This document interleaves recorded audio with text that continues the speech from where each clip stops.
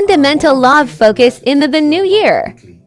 Is basically that in 2026, if there's something you need to do, is that you need to focus on where you are going. And these are the fundamental things about the law of focus. When you focus on something, it automatically deletes some other things from you, which basically means as I'm focused, as looking at you now, I cannot see what is behind me. It simply means the law of focus do two things for you. Number one, it puts in front of you those things you want to achieve, and automatically it backs you from what you do not want to achieve, which basically means that one of the ways you can develop focus is to back whatever you do not want to see happen in your life. So in your finances, if you do not want certain things to happen in your finances, which basically means, for example, if you don't want to get into debt, back debt. As you back debt, you begin to focus on savings. So focus occurs sometimes when you turn your back to those things you do not want to achieve. So if I turn my back to scoring 70% and below in 2026, automatically it means that I am focused on scoring 70% and above. So if you have been finding it difficult to focus on something, it basically means back whatever you do not want to see to happen in your life in 2026. As a student, in your career, in your business, whatever you don't want to see happen in your life in 2026, back those things, and automatically you are focused on the things you want to achieve. And simultaneously or consequently, when you begin to focus on the things you want to achieve, it automatically deletes whatever you don't want to achieve in your life. Then number two, scripture says that Jesus set his face to go to Jerusalem, and he sent his disciples ahead of him into every city we want to go to.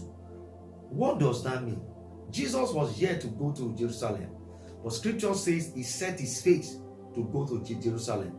What that basically means that he basically, everything from that time henceforth was the thoughts about Jerusalem. So setting his face to go to Jerusalem therefore implies that his thoughts, his predominant thoughts was about Jerusalem. So when God is teaching you about focus, he wants your thoughts to be in that particular thing. Scripture says whatever is pure, whatever is lovely, whatever is of good report, think of those things. You begin to focus on something when that thing becomes your predominant thought. You begin to focus on something when that thing becomes your predominant thought. And for example, in a case like Jacob was focused to getting married to Rachel, and everything about him during that time was getting married to Rachel. So for the first 7 years he worked, and Laban promised him was going to give him Rachel, who was Rachel. She was Laban's daughter, so that Jacob would get married to her. But at the end of the 7th year, Laban changed the rule, and Laban said there's no way the young guy should get married before the older one. Yet Jacob was willing to work for another 7 years. It's simply because that was where his thought was focused on, which basically implies that if your thought is about something, then time will stand still. If your thought is fully in something, then time will stand still. A person like Lionel Messi, who has been regarded as one of the greatest footballers of recent times, everything about his thought is predominantly football. And that is why time stands still when he's playing football. So a way of knowing that you are not focused at something, that thing is not predominantly in your thought, is because whenever you are involved in those things, you begin to check time. And the people that will get things done are those people that are focused on that thing, which implies when you take a fish out of water, the fish struggles. But when you return the fish inside water, the genius of the fish will appear.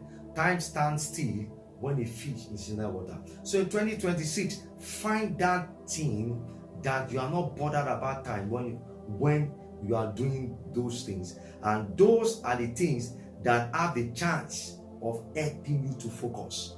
Put a football in front of Lionel Messi, is focus. Put a lawn tennis in front of Roger Federer, is focus. Put a research in front of Albert Einstein, is focus. If you put a football in front of Albert Einstein, it's not focus.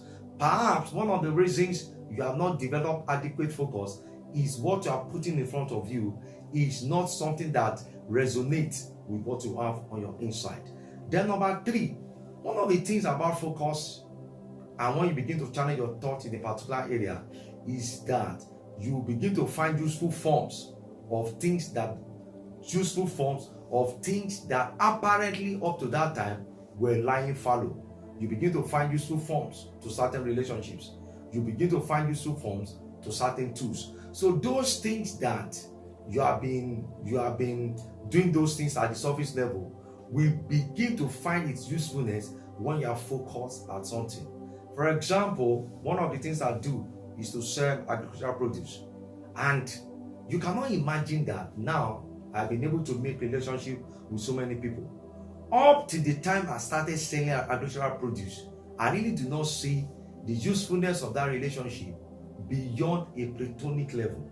But as soon as I begin to develop my focus in selling farm produce, I begin to see a lot of applications to certain relationships. I begin to meet off-takers. I begin to meet people that need those products. I begin to see that people around me are finding the usefulness of this purpose, of those produce. Therefore, when you are focused at something, a lot of things that you have not find that usefulness, you begin to see how useful they are. From your physical infrastructures, like your house, the materials in your house, to your social infrastructures, people around you, you begin to see how applicable they are for you achieving what you're focused at. So understand in 2026, focus at something, and that automatically makes you blinded to some other thing. And both of them works pari passu. As you are blinded at some things, you are focused on some other thing. And it will surprise you how fast your miracles and special happenings will begin to take place. We begin to take place in your life and around you. All right, so I'm very persuaded that we have a lot of good things to celebrate in 2020.